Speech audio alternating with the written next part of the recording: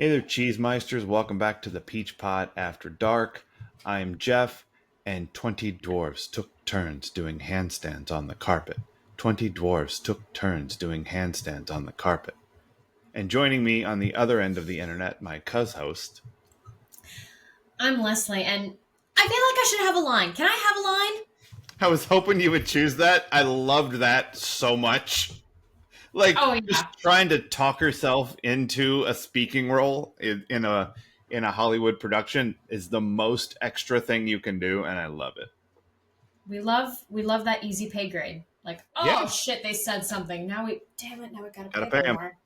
Might as well give him 3 scenes. That's how we get John Sears in the Peach Pit, you guys. Oh Just talking as god. villains. We got you for the whole day, don't we, buddy? Yeah. Let's move you over here. Sit you down.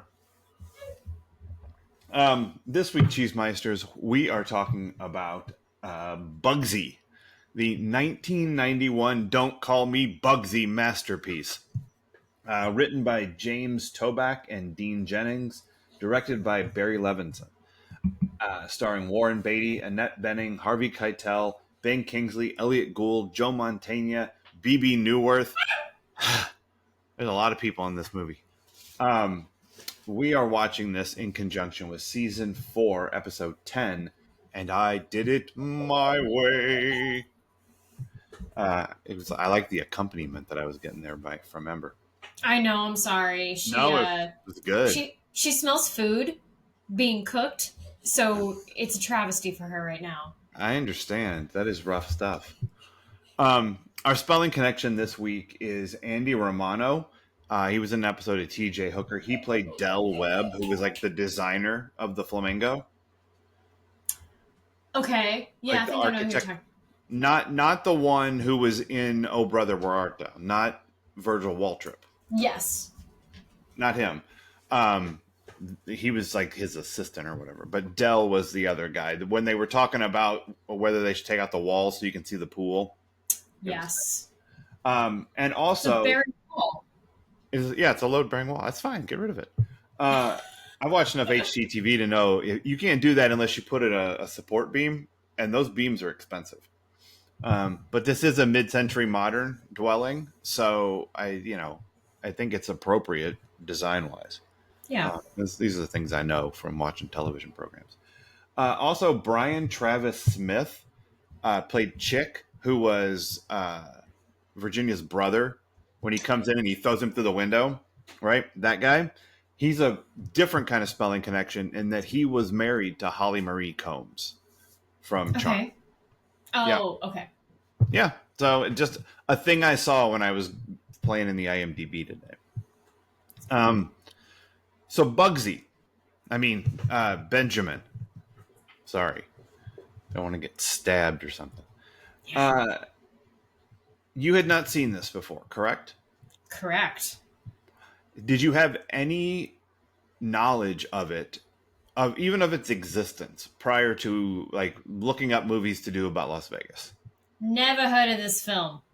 Okay, interesting, because it was a big one. It looks like it. Yeah, there were Oscars involved. Warren Beatty didn't do a ton of movies. So when he decided to do a movie, it was usually there was a lot to it, especially by the early 90s. And so this one had a lot of press at the time, and I was like 16. So it's not like, I was going to the movie a ton in 1991, and I was doing the let's watch the Oscar movies thing and Nice. all of that. Yeah. But I didn't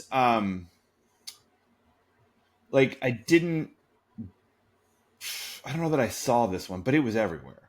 But yeah, so I don't know how familiar are you with the oeuvre of Warren Beatty? First of all, I want to point out, not that this is an excuse. I'm old enough now to know what movies exist and what don't. But Sure. I was 2 when this came You were, out. no, I understand you were a baby. But in terms of knowing anything about Warren Beatty, I knew he was a big movie star. Mhm. He's one of those names that I feel like get referenced in pop culture.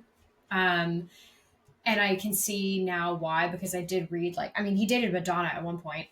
Um, Oh, the fact that that is just something you learned is amazing. But go ahead. well, again, rock Understand. under which I lived. And I don't think I watched anything of his until during the pandemic when I saw Dick Tracy for the first time.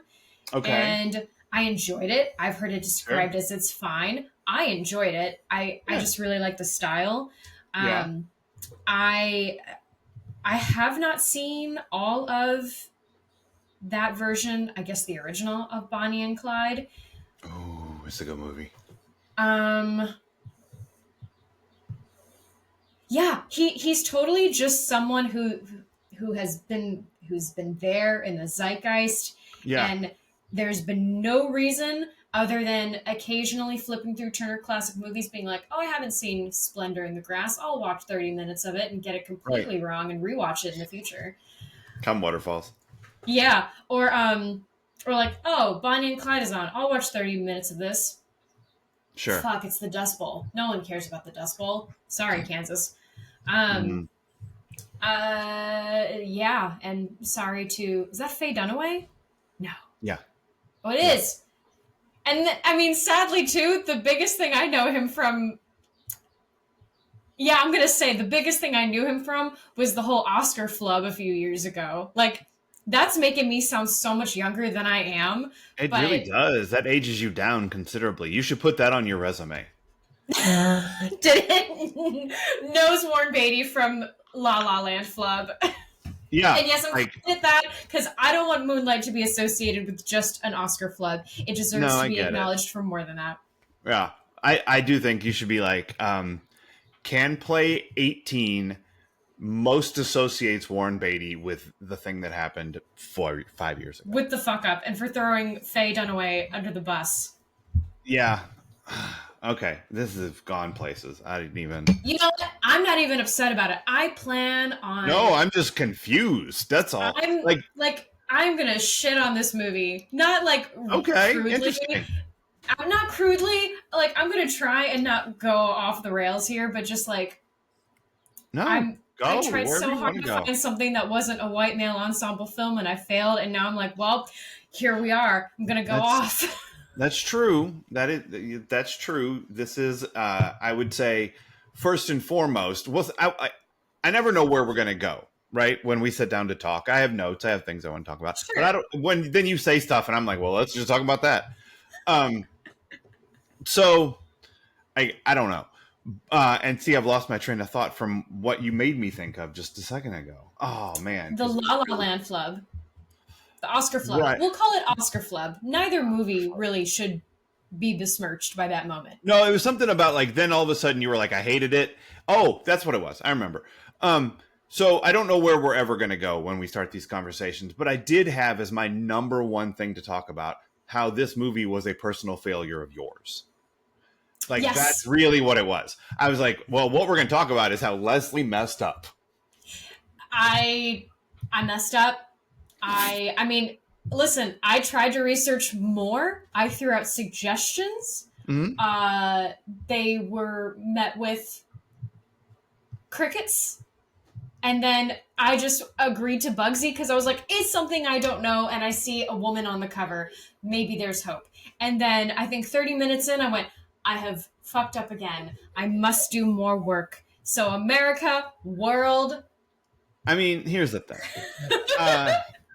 You're a silly person, and that's just fine. I understand your like desire to like not have everything be the same thing, and I totally support it. Like I'll go anywhere this train wants to take me. I don't, I'm totally fine. We could watch any Las Vegas related thing. I don't even remember the other things you threw out. You didn't want to watch the Oceans. I remember that. Yeah.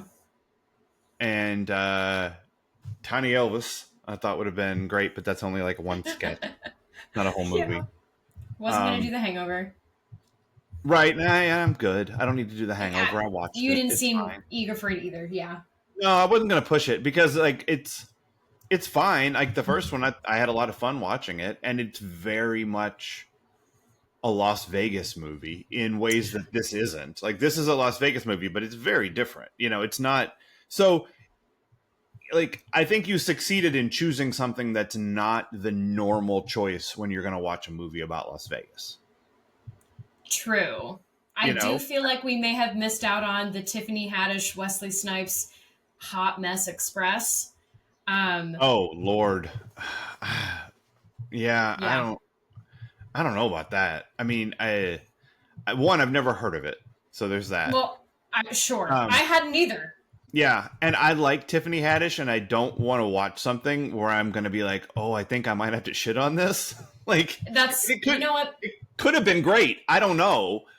But, I mean, the fact that I'd never once heard of it at all makes me think maybe it's not, like, bubbling to the top of your media podcast that people listen to and they talk about movies and whatnot. I'll find a reason for us to watch Girls Trip, and then that'll be great, because that's hilarious. Which one's Girls Trip? That's Tiffany Haddish, Queen Latifah, Regina Hall, okay, and Jada Pinkett Smith.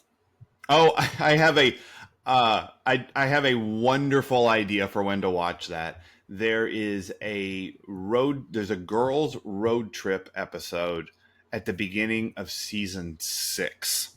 Yes. Yeah. So I guess remind me when we get there. I was telling Laura earlier today what a problem this is for me, because I keep coming up with movies that would be fun to watch and know exactly when we can watch them, and that time is 3 seasons from now.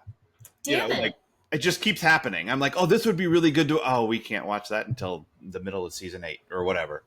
But anyway, you were saying I was a silly person, and it's true. I was. There's a bunch of white dudes. And so from the metric that you had chosen of don't want to watch a movie with a bunch of white dudes, this is an abject failure. Yes. But by the metric of I think this is an interesting movie to talk about, I think it's a total success, home run, nice choice.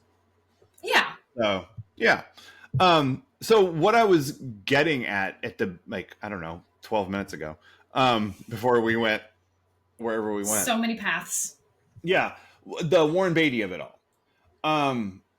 So this is what it's like to be a teenager and know who Warren Beatty is in 1991. I'm aware of Bonnie and Clyde. Like, I know this is supposed to be a great movie, so I know what it is. I don't think I'd heard of the Parallax View, and I still don't think I've seen that, and I would really, really like to. Pretty sure I saw Heaven Can Wait at some point.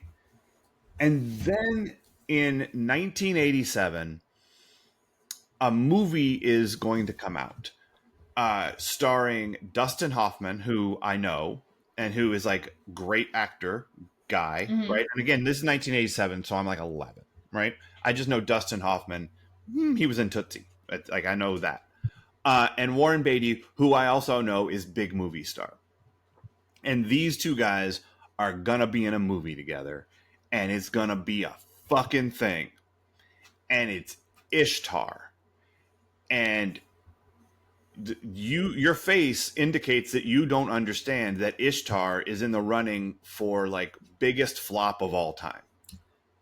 Oh, shit. Yeah. This movie came out and was universally destroyed. People hated Ishtar. And it was, and I don't know, I still haven't seen it to this day. I think I've seen little bits and pieces of it. But people fucking hated this movie. And so Warren Beatty and Dustin Hoffman take each other down. Like, I mean, not like in public. I mean, like, they work together, and that collaboration is like the biggest disaster of either one of their careers. Wow. They don't like start pointing fingers at each other or anything. It's not like that. But like, so I know Warren Beatty is in Ishtar, right? That's kind of what I know. And then he's like, then and then it's 3 years. Because all he's done in the 80s is Reds, which is a 3.5-hour movie about communism, which I've seen a good chunk of it, and it's pretty damn good. Oh, okay. Yeah, it's pretty damn good. And then Ishtar, 6 years later, bombs. Then Dick Tracy, where he starts dating Madonna. Oh boy. And ends up, because of the Madonna of it all, ends up all over all of the media. And then she puts out her Truth or Dare, the documentary of the tour she was putting on at the time. And Warren Beatty is in that movie. They're dating at the time. And he's central to the most famous scene of the whole movie, which is he's sitting there in the corner, just smoking a cigarette. And he's like, clearly whatever. And there's this big discussion going on. And he's like, somebody else is in the room is like, do you think we should have this conversation off camera?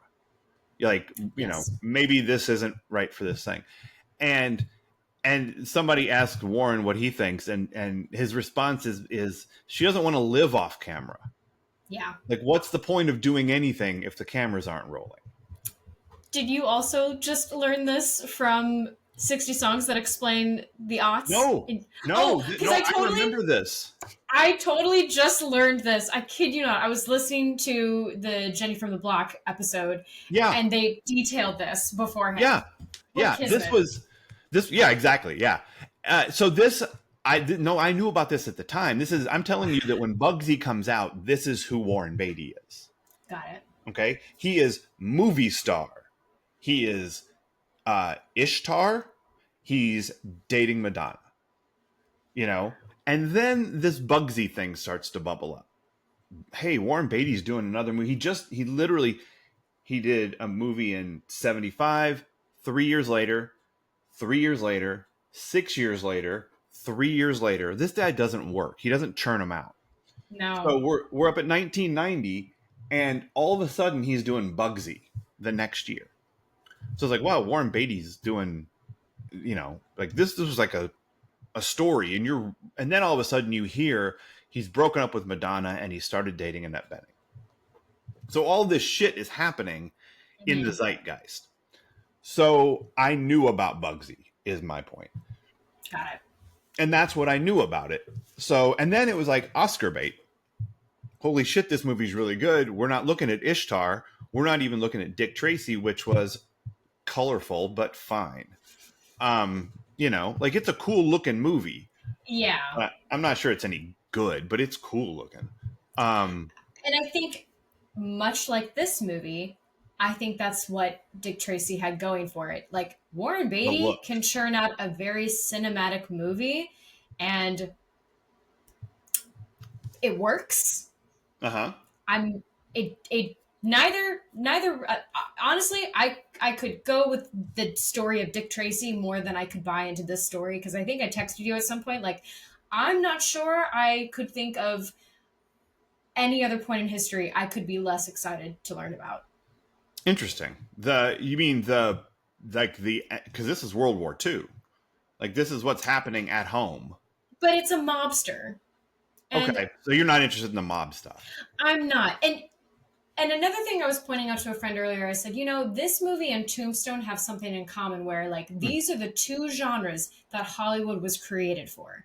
And I really would have expected myself to be more interested in something like Bugsy and not Tombstone. But here we are. I'm still quoting Val Kilmer, Doc Holliday, and I'm pretty sure I'm going to be him for Halloween, because that's how much I'm obsessed. Yeah. Nice. No, you're never going to stop quoting Doc Holliday. That's not going to happen. I'm in my prime. I'm in my prime. Okay, I think that's really interesting because remind me because I'm going to forget, but the whole thing that you just said about Tombstone and Bugsy and the types of stories that Hollywood can make. Okay. Yes. Because I want to tell people what happens in this movie, because we're 20 minutes in and we haven't done that yet. I know. So, but I want to get right to what you said once people know what this movie is. So this movie is about Benjamin Bugsy Siegel. Don't call him Bugsy. Don't call me Bugsy, see? And he is, he's a mobster. And he has like this working relationship going with Meyer Lansky and Charlie Lucky Luciano. This is real. This real people. This shit happened. He moves out to LA to kind of elbow his way in and take over someone else's business, which he does amicably, you know. And he's really good friends with an actor, George Raffguy, and he's infatuated with Hollywood. You can just tell everything he does. He's in on Hollywood. He likes the glitz. He likes the glamour. He goes with George to the movie set where he meets Virginia Hill, who's Annette Bening, and she's dating another mobster. But he gets her to go out with him. It's a whole thing, back and forth, yada yada, lots of sparks, all this stuff. But he's staying in Los Angeles. It was supposed to be there and out again. He's got a family in Scarsdale. Scarsdale, talk to me about Scarsdale, motherfucker, Scarsdale. Mumble Scarsdale in the desert for about 5 minutes, an hour into the movie. And so he buys a house in LA from an opera singer by basically forcing it to happen. Yeah. He buys a car on the street because he likes it. And according to Meyer Lansky, this is like all the first 5 minutes of the movie, who is Ben Kingsley. Bugsy's Benny, he wouldn't call him Bugsy. Don't call me Bugsy, see? His only problem is he doesn't respect money. And so he's going around spending money, shooting caps, having sex with the ladies. I mean, he's out there just doing it. And he picks up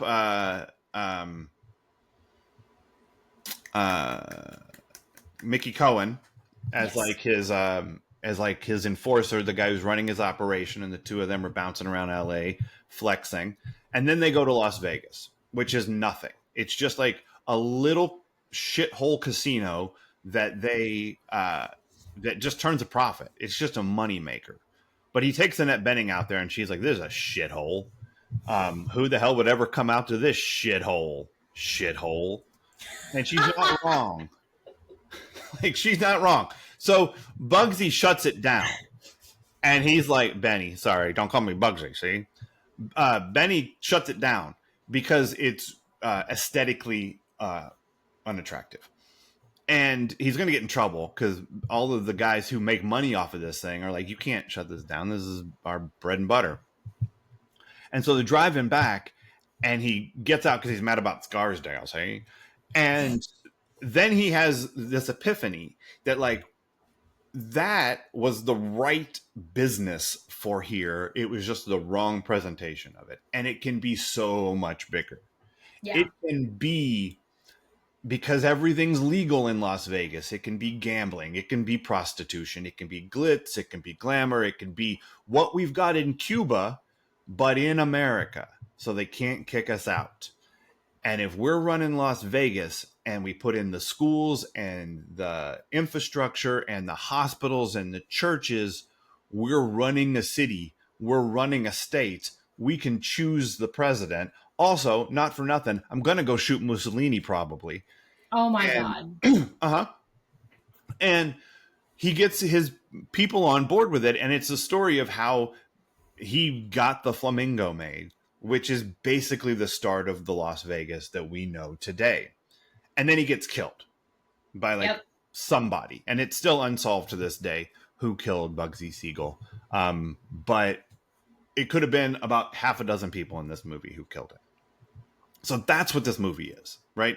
It's the story of the founding of Las Vegas by the mob.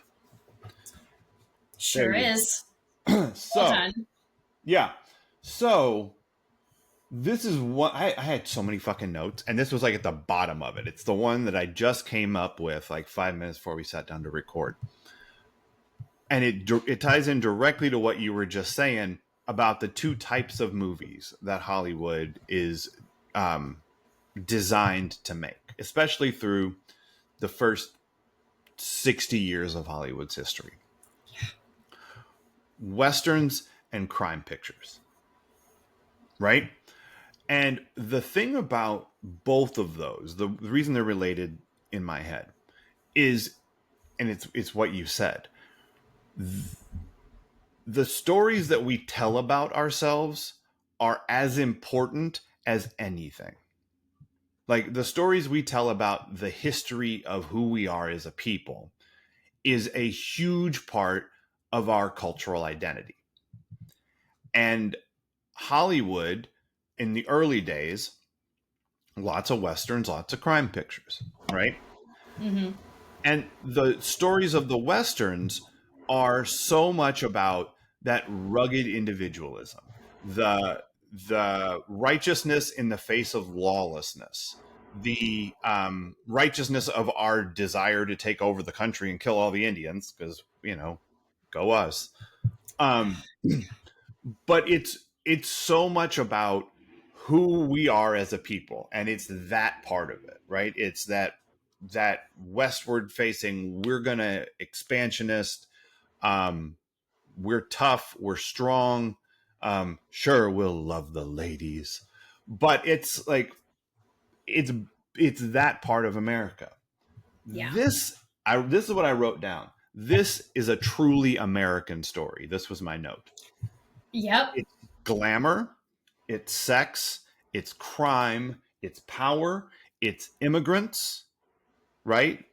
Yeah. It's patriotism. He wants to kill Mussolini because he's our enemy. And because he's killing the Jews. Like he's, like, But it's a lie. of course, no, which part? Hold on, which part? Because I was looking up the history, and granted, Oh, it was a that part. very brief history. Yeah. I have to point out, like, the story that Warren Beatty wants to tell, very American story. And maybe the real thing was too. Actually, no. He represents a different part of the American story now. It's all the same thing. Yeah, because Yes. this guy actually did try to sell arms to Mussolini and the Nazi Party. Right. And also maybe was trying to kill Mussolini at the same time. Those two thoughts are not mutually exclusive. Fair enough. Right? And they're both distinctly American. Yeah. They're what if one of our airmen died? He was a war profiteer. If he's trying to sell arms, he's got, that is America. The patriotism. The reason I'm going to go kill Mussolini is patriotism. But the reason I think I can do it is because who fucking else can? This guy over here is his buddy, and his wife wants to bang me, so I can go kill Mussolini. Of course I can. I'm American. Easy. Yes. And it's also about business. Yes. So this is and that's what I think is so interesting about this movie. There's a lot of things I kind of think are interesting about it, but the fact that in 1991, Warren Beatty is like, this is the story I want to tell about America. Because 10 years earlier, the story he wanted to tell about America was Reds. Like about, the responsibility of the government to take care of its people. Mm-hmm. And in 2 years, well, it's more than 2 years, in 7 years, the story he's going to tell about America, Bulworth, is about a politician who is killed because he wants to push an outwardly socialist agenda. Yeah. And also have you seen Bulworth? It's great. He hires a hitman to kill him, and because he's just fucking done. He's running for office, but he hires a hitman to kill him, and all this other stuff happens, and he has this epiphany, and he wants to call it off, but he can't call it off because it's like a safe word, or can't get a hold of the killer. And so because he thinks he's a dead man, he just goes out there and says everything he thinks. Oh, and it is it is such a socialist screed of we should take care of people. And he meets Don Cheadle, who's like a gang member, and Don Cheadle puts out all of this, of course these kids have to work for me. There's not enough money if they're going to, there's no jobs in our communities. What are they going to do? Work at Burger King? And he goes on the news and he's talking about how we're not providing jobs for inner city youth, and how are they going to live going to Burger King and all this stuff. This is a guy who's putting out movies about his vision and his view of America. And this is the one he chooses in the early 90s, which I think is, to me, that's interesting. It definitely is. And again, I feel like it's very clear the story he was trying to tell about Bugsy Siegel, which in my mind looks. She's waiting for dinner. It's because you called him Bugsy, see? I know she's trying to look out for me. By the way, another comparison to Tombstone: the language from another era used, and no real explanation to explain why he doesn't like Bugsy, and Bugsy is a term for like crazy person, basically, because people it Well, I derives from mean, like he's bugs, he's bugging out. right. And that, well, it totally makes sense. He's not presented as a sane person. No, no. Yeah. So, okay. So wait. So what did you think this movie wanted to say about Benny Siegel? Like, how do you think he's presented? Who is he in this movie? I so while I think he's presented like he's presented like he's an underdog. Anytime Hmm. there's a moment when he's losing, even though we have seen that he is getting the consequences of his actions, there's this somber music playing and Warren Beatty's just staring confused and sad, and it's like, what did you think was gonna happen? there's Interesting. there I felt like Warren Beatty wanted me to feel sorry for this man, Hmm. and I couldn't, Interesting. because he wanted us I felt like he wanted us to feel sorry for him while also recognizing, like, maybe seeing him as a tortured artist. Like, look at this tortured genius. Okay. He's crazy, but he built Vegas on a hope and a prayer. And it's like, Okay. that's what I got from it. I got that Okay. I was supposed to look up to this person and see this love story and be like, wow, this is amazing. And I just, maybe it's because I've Okay. been dealing with crazy lately that I'm just like, nah, it's not cute. No, thank you. Okay. So I didn't think we were supposed to see him as an underdog. That's interesting. Um, I what I but like here's what I wonder about in relation to that. Like, we know that he's right about Vegas, right? Yes. Like in 2025, we know what Vegas is. We know that he's right. So I'm wondering if knowing that he's right colors our perception of the character.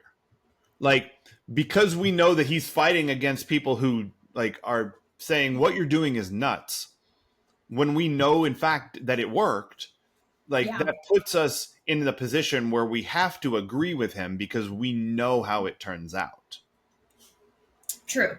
But I don't know, but I didn't take that as us supposed to see him as an underdog. But that's totally cool that you did. I didn't catch that because It was it was mostly, sorry, just in those, I think there were two moments where they did that, where something had just happened. He's having to face the consequences of his actions, and it's just focused on him, and there's somber music. And those moments, few as they were, just really hit home for me what I perceived this film. okay, the moments that hit home for me, that told me what this movie was about, were different moments, which I think is Okay. what's interesting. Um, the big one for me is the birthday scene where Mm. he is running manically through his house, dressed in an apron and a big old floppy chef's hat, and he's trying to get a birthday cake ready for his daughter's birthday, um, and writing her name on it, and they're going to do the candles and shit. And this is right after he's had this idea about Vegas, so he's a little bit charged up with this idea. Like, he's kind of manic about it, but whatever. So he's doing this with the cake, and Meyer and like six other goons come, and they want to, like, hey, mister, you cost us money. Like, they were about to call him Bugsy, see? But he's like, ooh, come in. I gotta fucking tell you about this idea I just had, but hold on. I gotta go birthday cake. And so he's running around, does the birthday cake, And then he's like, oh shit, I got to call Mickey. Hey, Mickey, do you have get eyes on Virginia? I want to know where she's at because she left us in Vegas. Remember? She stole the car. Okay, hold on. Back. And then he runs in the other room. And it's this chaos factory. And he's finally able to describe to them his vision for Las Vegas, which, as we know, is correct. And he gets them on his side, but it's a whole lot of running in and running out and running back and running. But he's got Meyer, and he's like, we got this. We're going to do this deal. And then he pulls him aside, and he's like, hey, FYI, I'm going to go to Italy. I'll be there. I'm not sure how long it's going to take. I'll come back. What's going to take? Oh, I'm going to go kill Mussolini. So if you're Meyer, right, and you come into the house of your friend, and he's just cost you money, and he's got this whole big idea, and it's nutso here, but his idea is great, and you're on board. And the next thing out of his mouth with the same level of commitment and conviction is, I'm going to go kill Mussolini. This movie thinks that Bugsy Siegel is crazy. It thinks he's a fucking lunatic, but he's right about this. And that's what's going on in this movie. And that Vegas, in what it becomes, can only have been invented by someone this nuts. So it's that scene and the manic energy in it that is what I felt like this movie was about. Not the sad sack music scenes. Yeah, that is a much more, I would say, apt perception. Yeah, I was just frustrated for most of this film.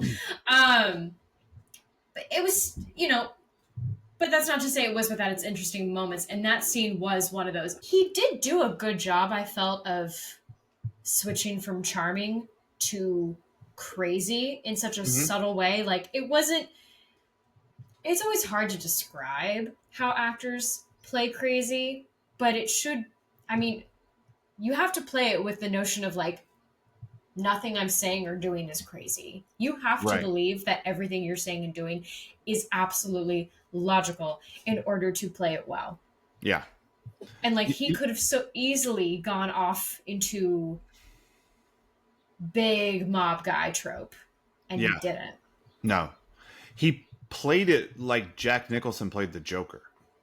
Yeah. Like, there were a few scenes like that. Like, one, that apron and the floppy hat, the Joker is wearing that outfit in Tim Burton's Batman. That's right. Like, he's dressed exactly like that, and Batman is 2 years earlier. So, like, it almost feels like a tip of the hat. And then there's another scene, though, the scene where he's beating the shit out of Jay. Like kneeing him in the face, and his hair goes, and he sees his reflection, and he fixes his hair, but then his hair's crazy again. Like that whole, and then you thought you could steal from me scene. Oh my God. That was so much like a Batman reading. Like so it felt like he was playing the Joker to me, which was really crazy. Yeah. Back when it used to be done subtly and done well. It wasn't subtle, but it's fun. It's fun okay. Then back to when people used to. Back to when you liked it. Back to when I liked the Joker. There you go. I don't know. Let's not go down that rabbit hole. You're having a Heath Ledger moment, aren't you? Or are you having a Jared Leto moment? Jared Leto, fuck that guy. Fuck him. Edict. Learn to act. Angry. You're an angry elf. You're damn right I am. The whole country's drinking. I tell you what. The whole damn system's out of order. All right, so we've talked a lot about the crazy of this movie, but we haven't talked about the sexy. So let's have some adventures and intimacy, because Annette Bening is, whoo boy, doing stuff in this movie. She is, and I'm not sure which I should start with, so I'm going to posit this question to you. Would you rather I start with breaking down some of the intimate moments, or what the intimacy in this brought up for me in terms of like things to discuss in the icy world. Let's do the moments first and lead that into the things to discuss. Okay, cool. Um, so yes, we have the lovely Annette Bening and Warren Beatty playing opposite of each other. And something that I really loved in this, and their dynamic specifically, I think I'll probably only discuss their relationship because it is the center of all of this somehow, oddly Certainly enough. not his wife. Yeah. Yeah. Poor wife. No intimacy there, which is its own story. But they use a silhouette. Yeah, they do. And I think this is the moment of their first kiss, certainly leading up to their first time together. Mhm. And silhouettes are something that I have been wanting to use in my choreo since I first learned that this job exists, because I thought therein is the solution to your problems. If you have, say, because I want to work with high school, college productions specifically someday. But a silhouette solves the problem of you have kids who aren't comfortable kissing. Mm-hmm.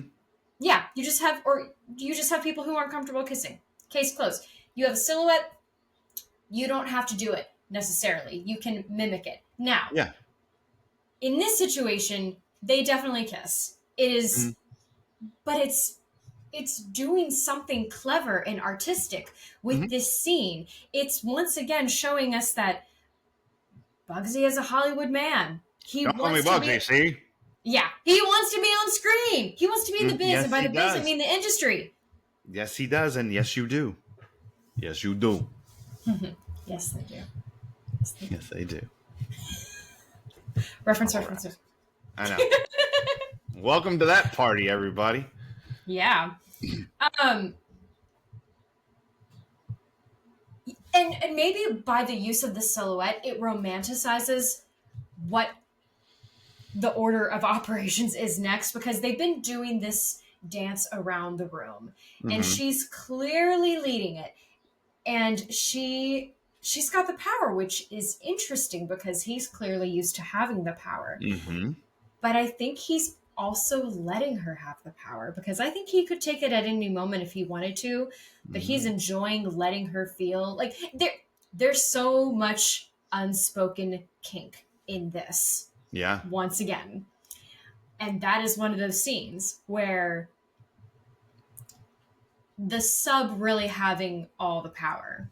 And I wouldn't say he's necessarily the sub in this moment, but throughout the scene, he's following her.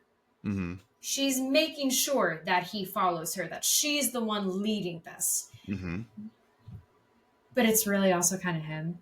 And same with like putting her in front of the screen too. Like, I have it written down. I wrote cinematic first kiss. You have the screen, you have the slap, the embrace, and then the kiss. Or it was either kiss and embrace. I couldn't quite remember because it happened not so fast. Like there were beats and they met them all, and it was really cool. Like, but again, telling us you should root for this couple, even though as I'm watching it, I'm like, really?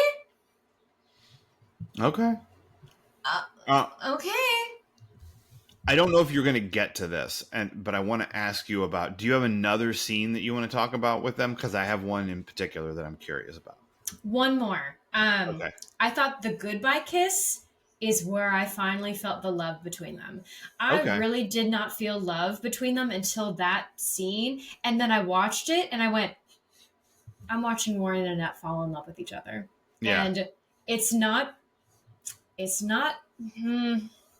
I really can't say if that is the story they were intentionally trying to tell. Again, I think I texted you, I feel like this is a fairy tale version of Bonnie and Clyde that Warren wanted to tell. It's certainly a fairy tale version of this that he wanted to tell, because what little research I was able to do, I could not find the love story anywhere. Sure. But then I saw Well, this scene and I went, well, this is a goodbye kiss. mm, And again, they both just sold it so beautifully. yeah. And the way they kiss is not necessarily the most passionate, like final kiss. It's a bunch of little kisses on her lip, on her Hmm. lips, around her face. Like it's really touching. Yeah. Um. Okay. So the scene I wanted to ask you about, and it in the context of the two things you just described, I think is an interesting turning point Hmm. because their relationship, the entire movie is about power imbalance. Like, and frequently she has the upper hand, like you say. But in most other circumstances in this movie and in his life, he has the upper hand. So much so that like he can just through like tyranny of will make other people do what he wants them to do. Yeah. So they're having there's two different scenes actually.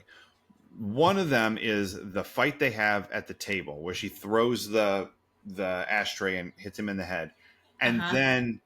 then he goes. Then Mickey comes, brings him the money, and then Magna comes to get the money, Hmm. and he takes Jack in the other room, and the two of them are talking, and he beats the living shit out of him, and she hears all of it, and you see her like reacting to it as it's happening, and when he comes out and he sits down and he wants to eat, she won't get off his dick. Yep. She is super into his brute power. I think it was a mixture of things because I Okay. really, because, and I would be remiss in leaving this out. He dominates that man. He tells Uh-huh. him, woof, bark like a dog. And then Yes. he's dragging him around. He says, now oink like a pig. I mean, Uh-huh. real freaky shit. Yeah. Um, and she's listening. And I feel like there is a mixture of horror, Yeah. but also admiration. Because I think it's like anyone when you get close to someone with power, you want to be protected Mm-hmm. and not the object of their ire. So Right. yeah, what I find scenes. I'm not quite sure how you would describe it other than sex out of safety. Like it's a very unique Oh, situation. okay. I And did not. well, Yeah. I Okay. don't, I don't Eh, know. I don't know if that is the correct story, but yeah. and I think you can be multiple things here. That's the beauty of Yeah. most things. And I Yeah. think maybe this movie did that well in that like I think she is afraid, but I think she's also going to use what she has, which is her sexual prowess. That's what she feels confident in. That's the Yeah. currency. I mean, people slut shame her all throughout this movie, Yeah. and I think she's equal parts afraid and like, oh no, I'm going to get closer to you. I am going to show that I don't care that you're not giving me the attention I want right now. Like, I'm, again, the power struggle. Mm-hmm. He continues to eat. She continues to mac on him, touch him, kiss him, Mm-hmm. everything. Yeah. And is not at all thrown that he is not responding. She's like, no, Right. fine. Yeah. I guess the reason I don't read the fear is because that's not how she acts in any other interaction with him. Even after this, like she is attracted to his power, it Mm-hmm. seems like. But also, she's attracted to the fact that he has power, but she has power over him.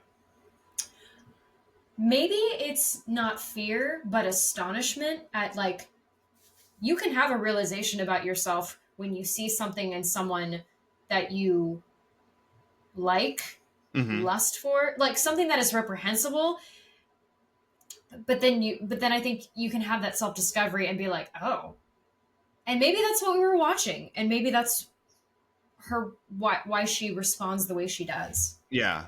But then they have there's actually two other scenes. I'm kind of fascinated by their relationship, and I wasn't until we started talking about it. But then there's the scene where he is going to go kill Harry. Yeah. And she's like, "Oh, a drive. I'll go with you."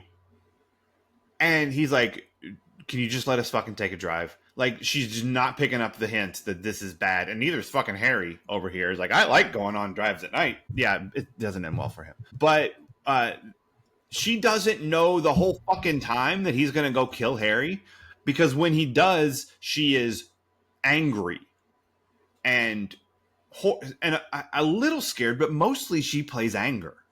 Yeah. And then she's done with him. She leaves him until he's like, "Hey, let's go into business together. You'll be my partner. You get 5% of this deal." And now they're on sort of more equal footing. And the next time you see them fight is when they're having that really nice dinner in prison. Yes. And he is losing his shit, and she doesn't flinch for a second. Nope. Like, at the table, she steadies the glasses. She doesn't like back up to protect herself. She sits there the entire time, and she argues at him while he's going crazy. And she's like holding everything calm. And she now sees that in his like tempest, if she's just stalwart, eventually he'll calm down and she'll have him again and be able to like muzzle the dog, you know? So it feels like the whole movie is her topping him. Yeah. Almost every time. And until that last scene where they sort of part as equals. You know? Yeah, but I still think she's got all of the power over him the whole movie. Yeah. And I don't know, I feel like she's kind of left feeling like she still has the power, even though he has to know he's about to get axed. Right. Like, you know, he leaves getting to look like a hero in her eyes and be like, "I'll be back in a few hours." And, you know, I mean, she's dumbfounded when he does not come back. Right. There's like, I should have counted how long or timed it. There's maybe 30 seconds to a minute of her just taking it in that he no longer owns the flamingo. Right. Yeah, and that he's dead. But yeah. Uh-huh. Yeah, I don't know. I thought, so what were the things you wanted to change about the industry? And by the industry, of course, I mean the business. So this is going to be a tough one to go into because I have a lot of opinions about it, and I don't want to sound judgy, but I'm probably going to sound judgy at some point. Okay. I want to talk about showmances. Oh, that delightful little portmanteau that combines show and romance. You heard of it. I've heard of it. Just in case if there is some beautiful person out there who lives under an even deeper rock than I did. Nope. Warren Beatty and Annette Bening from the little reading I did, met for a luncheon before this movie because apparently he wanted her for the part. I think he also auditioned her for Dick Tracy and that didn't work out. But yeah, they met, and I've read they got together after. Who knows? Right. But where do I even begin with how I feel on showmances? I don't feel great about them. Does it matter if they worked out? Like, it's been 30 years and they're still married. So that's a great question. I think it says I'm in support of this showmance because clearly they're smart people, and that they knew when they left set, they were Warren and Annette again, and not Virginia and Bugsy. See? Oh God, I would hope. Yeah, don't call me Bugsy. But see, that's what the problem is with a lot of showmances. So, people think that ICs are now brought on just to prevent the director from being an asshole and being a creep and all of that. It's many things. If you've been listening this far, it's many things. While I have heard this a lot, and I've also said it in the room, like, I'm not the sex police. Mm-hmm. No one here is the sex police. Except for that guy over there.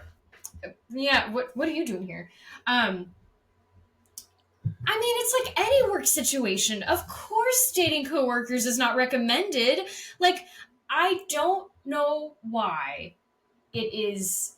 I don't know why I should feel bad saying showmances are not a good idea. Yes, sometimes they work out, and that's awesome. If they work out, it's because the people involved are smart Mm-hmm. and know that they are falling in love in heightened circumstances that aren't real and are being themselves and going about their real lives outside of this, you know, of course they can work out. Mm-hmm.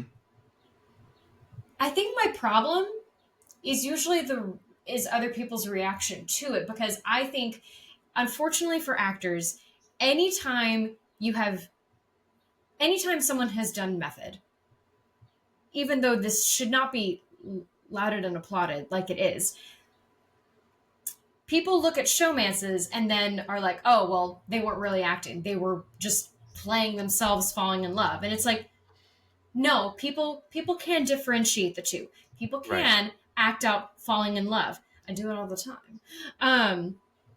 Just kidding. But like, this is a job, and for some reason it is very hard for an audience to recognize that, like, and sometimes even the actors, I think, have that trouble distinguishing. Mm-hmm. So like, if I'm choreographing something, I come into the space and I encourage the actors to do a thing called tapping in and tapping out. I think I've talked about this before, where it's just a little trick for your brain to be like, okay, leaving Leslie brain, now going into this character brain. Yeah. And it's really helpful, so that on the off chance that you are playing across someone who you are developing feelings for, you know, at the end, you at the end of the day can differentiate whether or not that is real, you know? And I think a lot of this happens on reality TV as well. You get people falling in love and going like, oh, well, I totally could see myself falling in love in Portugal. Oh, Paris totally seems like the place where I'm going to fall in love. Of course you're going to fall in love. Someone is footing the bill, giving you an amazing meal. Mm-hmm. You're getting to play. Right. Like, I realized when I was talking about it with Walter earlier that I think wherein other people get excited by getting to do fight scenes or action scenes, I'm excited at the idea of getting to tell love stories. Yeah. I think that is so cool. The other would be really cool as well. But I love getting to play people falling in love or falling out of love. I love getting to tell that story. It's fascinating. It's exciting. And it's fun to get to churn up those feelings within yourself. Right. And then leave them at the end of the day. Sure. And go home to the person that you do have those feelings for. Right. And they're more settled. It's like, ooh, I got to play falling in love for the first time with someone. Like, so anxiety inducing. And now I get to be home and I know that it's reciprocated. Right. And it's great. Yeah. So all this to say, like any work relationship, showmances are just as eyebrow raising, just as nerve-wracking, just as iffy an idea to pursue. They're complicated. Yeah. Just because it's an unconventional workspace doesn't mean we don't need conventional rules. Yeah. So, I haven't been in a situation yet where I've had to talk to people about like, hey, what's happening? Seems like something's developing. And I'm not sure how I would handle that. I would need to have a discussion with the stage manager. That's who you would be in contact with as an IC. But at the same time, too, I would most likely be like, I trust that you all are adults. I would still encourage you to do the things to separate yourselves from this so that you recognize what your true feelings are. Mm-hmm. Because it's just another area where actors are going to get messy. Sure. If you don't have the guidance. Yep. Yeah. That makes sense. So interesting. I like it. Yeah. So clearly Warren and Annette are logical people and recognize that who they are on screen is not who they are off screen. And Yep. that's awesome. Uh, for the many other showmances that have come out in current times, we'll see. That's right. I We wish don't know. them well, but That's right. did they make my eyebrows go up? Yes, they did. Well, there you go. Keep those eyebrows down, people. Don't make Leslie's eyebrows go up, for the love of Pete. It's too easy. Mind your manners. They are the most expressive part of my face. Keep them in check. All right. So I'm going to be Bugsy. Don't call me Bugsy, see? And I'm going to dance with like 8 girls over here on the right-hand side of the screen while a band plays Needle Drop Forest for us. There's not a whole lot for me really to say about the music in this movie, other than I did think that scene where he was just changing partners over and over again to the music that it was playing. I was like, okay, I see what you're doing here. That is a clever and artful way to present that he is a womanizer. Like he's just Warren Beaty. He's out there just fucking being Warren Beatty with a snazzy suit. But the song that they played that I enjoyed the most is Accentuate the Positive. Which Eliminate the negative. The way have you ever seen the title of this song? Because I don't believe I had. This is some Sly and the Family Stone. Thank you for letting me be myself again. Spelling. It is AC-CENT-TCHU-ATE. The positive. God. It's a lot going on in the spelling of accentuate the positive in this song. And performed by Johnny Mercer. So I've always liked that song, but I think it's like this movie don't mess with Mr. In Between. Like it flies from the positive to the negative of this character constantly and is not able to eliminate the negative. I think they try to accentuate the positive, but they 100% don't fuck with Mr. In Between. That is not what's going on in this movie. Don't fuck with Mr. Zero. No, Mr. Zero knew. All right, what else time? Is this anyone's defining role? I could see...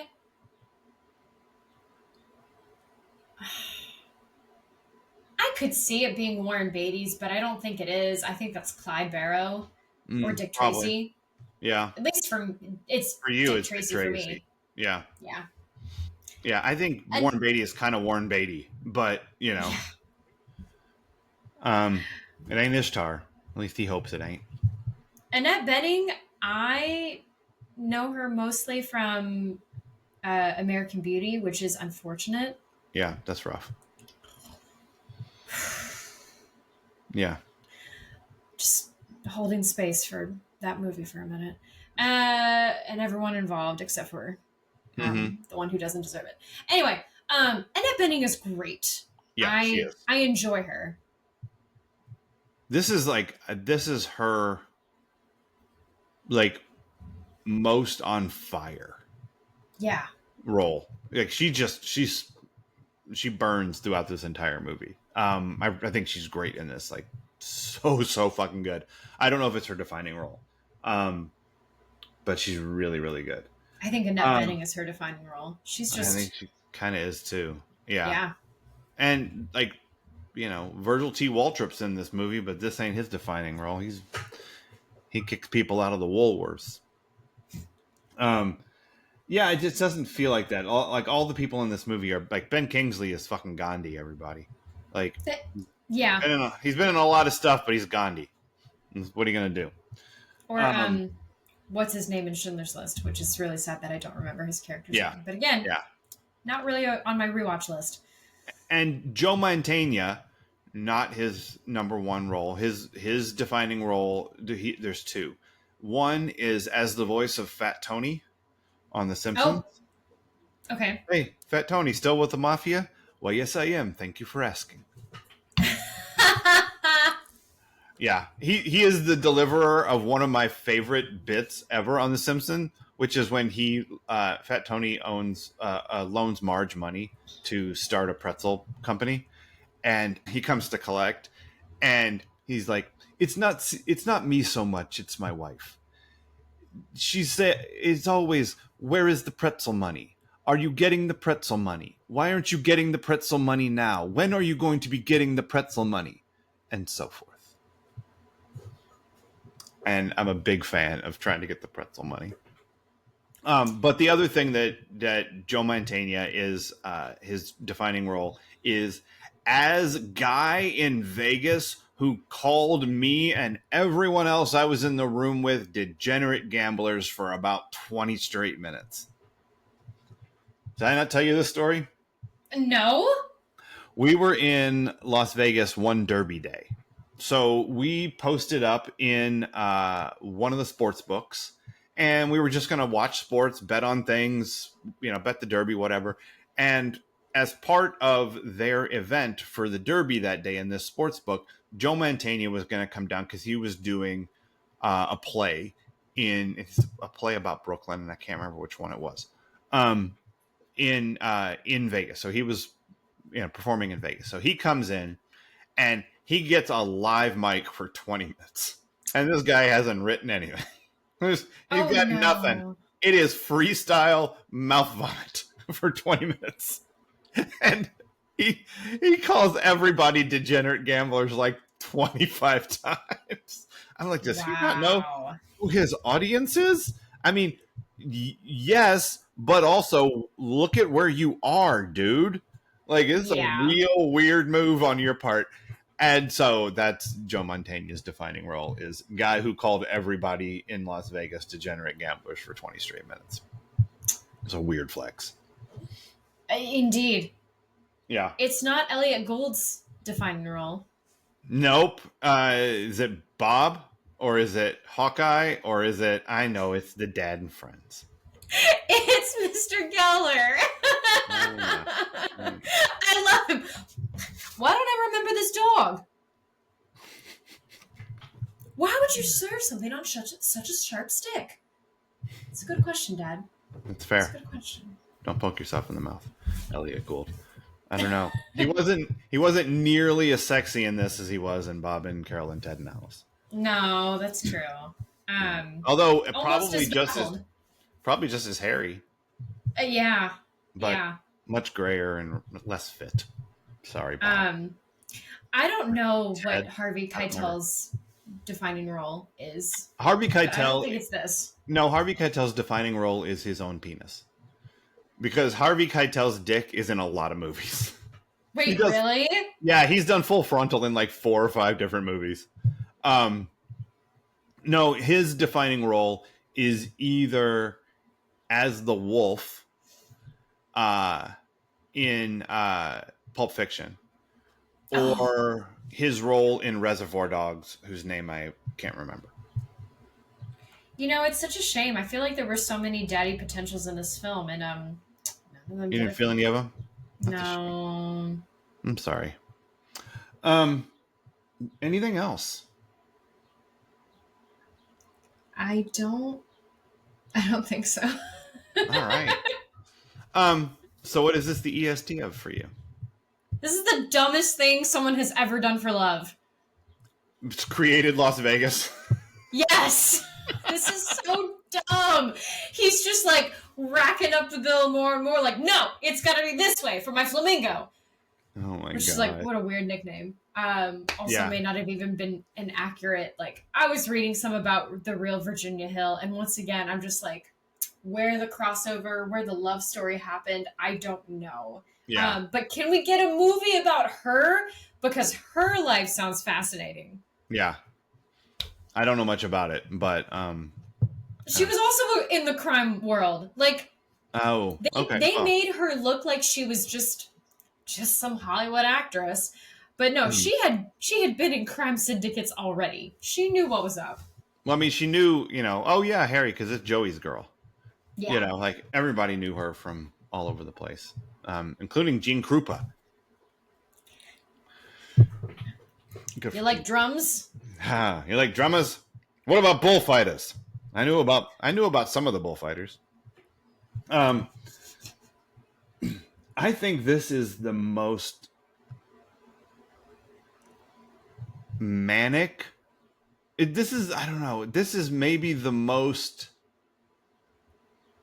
I don't know what the word is for when a city embodies the personality of the creator.